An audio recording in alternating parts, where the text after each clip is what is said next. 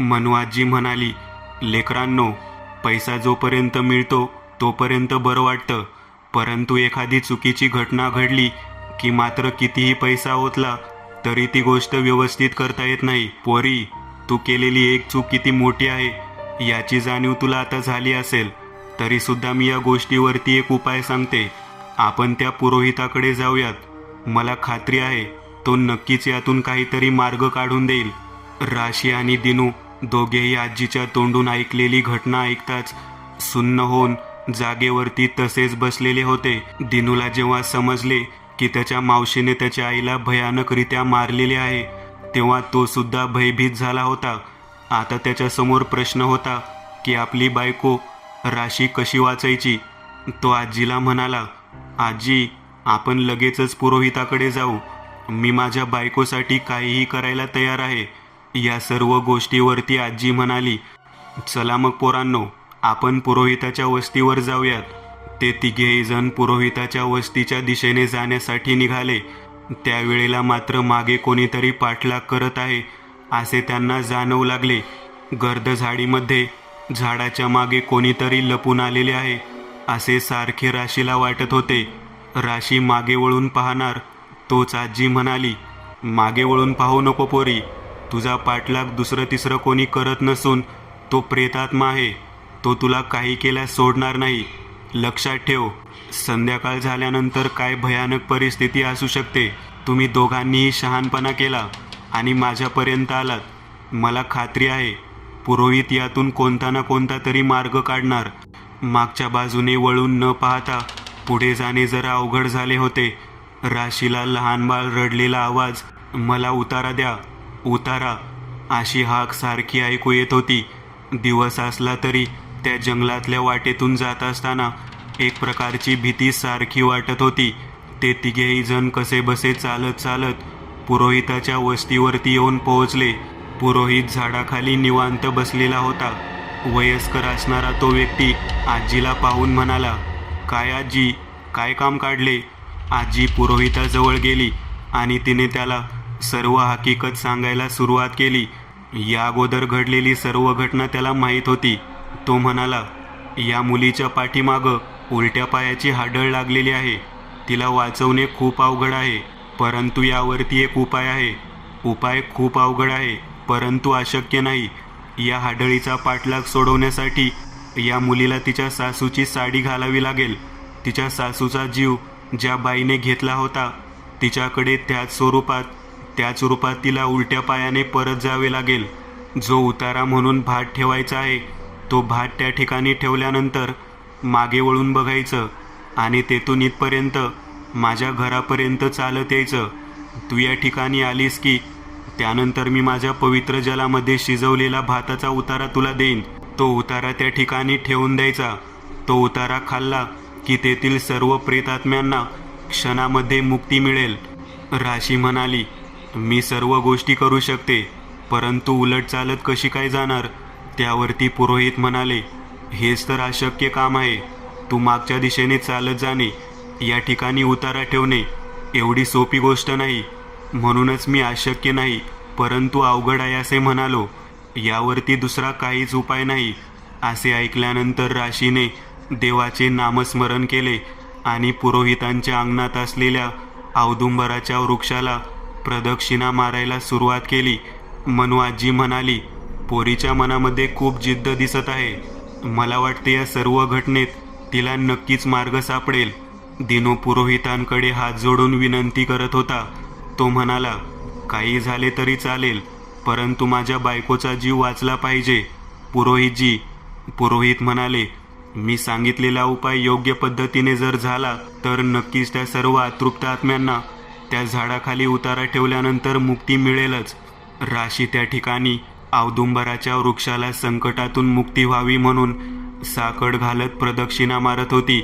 खूप वेळ झाला तरी तिथून काही केल्या हालना. पुरोहितजी म्हणाले, पोरी, संध्याकाळ व्हायच्या आत तू घरी जाऊन भात शिजवून त्या झाडाखाली ठेव आणि नंतर माझ्या घराकडे तशी चालत ये. राशीने पुरोहितजी यांच्या बोलण्याकडे लक्ष दिले.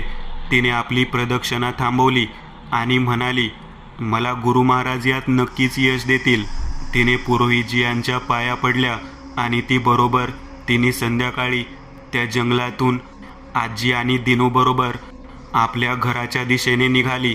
ती घराच्या दिशेने जात असताना तिला पुन्हा एकदा आवाज ऐकू येत होता, मला उतारा हवा आहे, उतारा लवकर दे, नाहीतर रात्री तुझा जीव तरी दे. पाठीमागं आपल्या मृत्यू चालत आहे याची संपूर्णतः जाणीव राशीला झाली होती. राशी तशाच अवस्थेत घरामध्ये गेली. आजीला म्हणाली, मला माझ्या सासूबाईंची साडी द्या. तिने स्वतःच्या सासूची साडी नेसली, ठळक कुंकू मस्तकावरती लावलं व गुरु महाराजांचे नामस्मरण करत ती शांततेने देवासमोर येऊन बसली.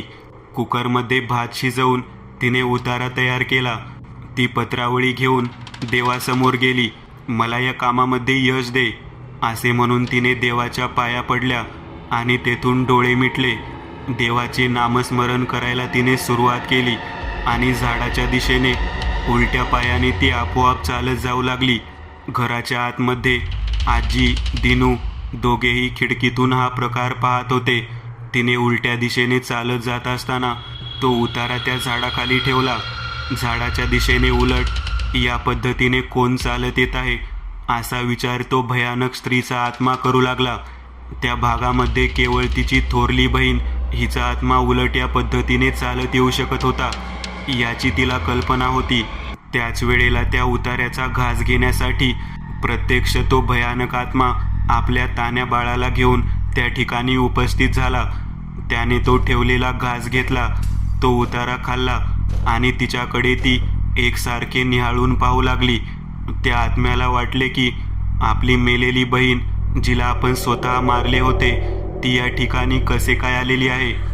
त्याच वेळेला राशीने तिला काहीही न बोलता तिच्याकडे डोक्यावरती पदर झाकून वळून पाहिले आणि ती लगबगीने चालत चालत पुरोहितांच्या घराकडे निघाली.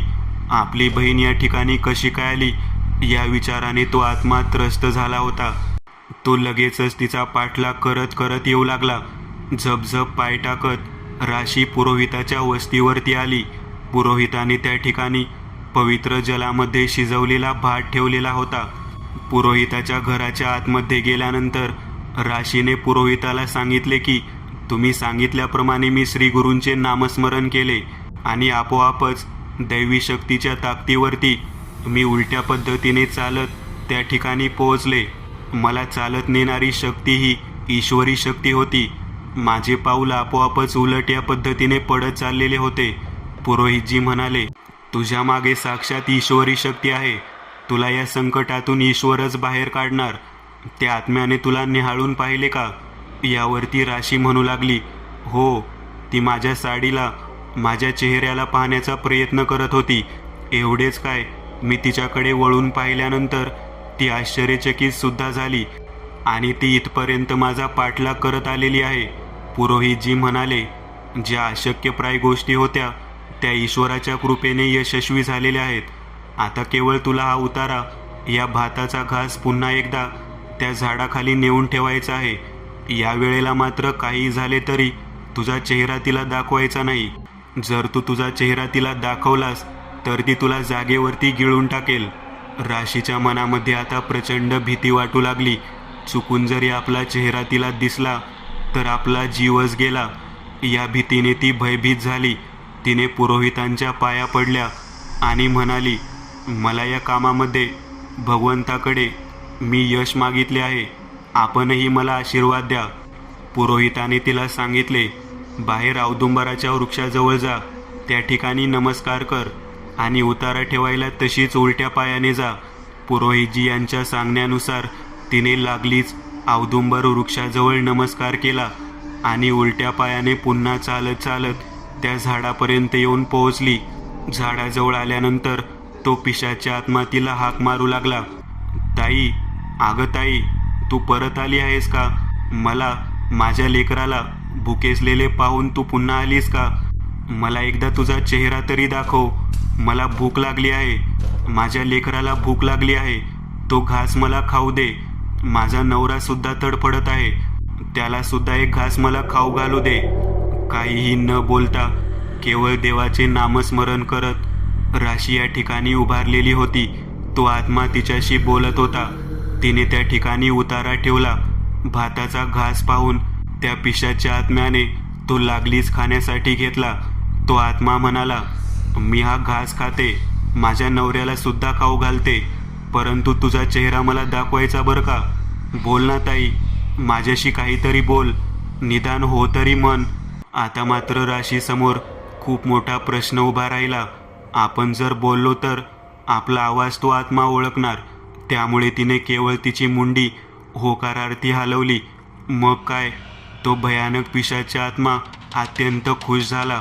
तिने लगेचच तो भाताचा घास आपल्या लेकराला खाऊ घातला आणि लगेच नवऱ्याकडे गेली. नवऱ्याला सुद्धा तिने तो घास खाऊ घातला आणि सर्वात शेवटी तिने तो पवित्र जलामध्ये शिजवलेला भात स्वतःही खाल्ला. अतिशय पवित्र जलामध्ये शिजवलेले ते अन्न ग्रहण करताच त्या सर्व पिशाच्या आत्म्यांच्या अंगाची लाही लाही होऊ लागली. संपूर्ण अंग जळावे या प्रकारच्या वेदना त्या ओल्या बाळंतिणीला होऊ लागल्या. तिचा नवरा गोपाळ याला सुद्धा त्या पवित्र उतार्याच्या प्रसादामुळे पोटात आग पडल्याप्रमाणे वेदना होऊ लागल्या.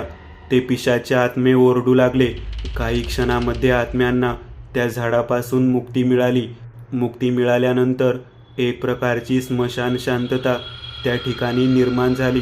दिनू आणि स्वतः पुरोहितजी या ठिकाणी राशीजवळ येऊन थांबले. राशीच्या या भयानक धाडसाबद्दल सर्वांनी तिचे कौतुक केले. अखेर झाडाखालचा उतारा संपुष्टात आला. मित्रांनो, आज पुरतं एवढंच. तुम्हाला जर काही गोष्ट आवडली असेल तर नक्की लाईक करा. तुमच्यापैकी बरेचसे जण व्हिडिओ लाईक न करताच पळून जातात, पण हा जर व्हिडिओ तुम्ही लाईक केला तर मला जरा बरं वाटेल आणि असेच भारी भारी व्हिडिओ बनवायची माझ्यात एनर्जी येईल. त्यामुळे नक्की लाईक करा आणि अजूनही कोणी या चॅनलला सबस्क्राईब केलेलं नसाल तर लगेच सबस्क्राईब करून टाका आणि बाजूची घंटी ती मात्र दाबायला विसरू नका. देवाची घंटी आहे ती. चला तर मग पुन्हा भेटूया अशीच एक आगळी वेगळी गोष्ट घेऊन पुढच्या